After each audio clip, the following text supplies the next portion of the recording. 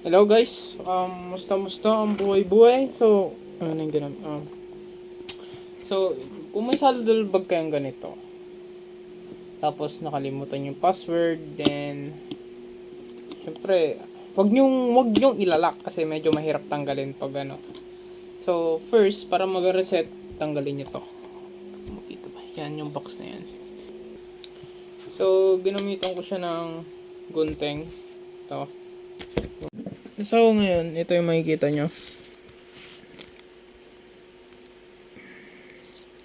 Yung alisin nyo lang.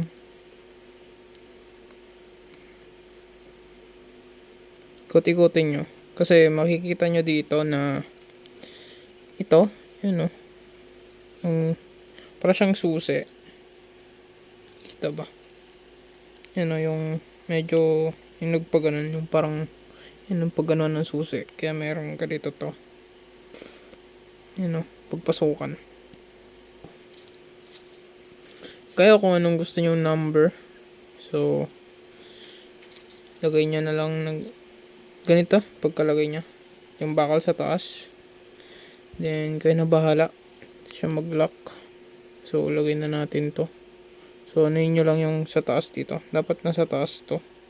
Yung parang butas niya. Pag ano na. Yan, nalagay ko na. So, dapat pala medyo gilid. Yung dito sa gitna.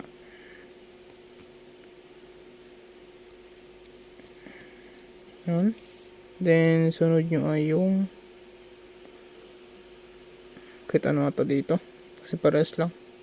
Tapos, lusot nyo. Sa taas ulit yung ano dapat. Yan. Sa taas ulit. Then, ito naman sunod. Pasok nyo na agad dito. Yan. Tapos, sana hindi nagalaw. Yan. Natin. Diba? Hindi na siya mapindot.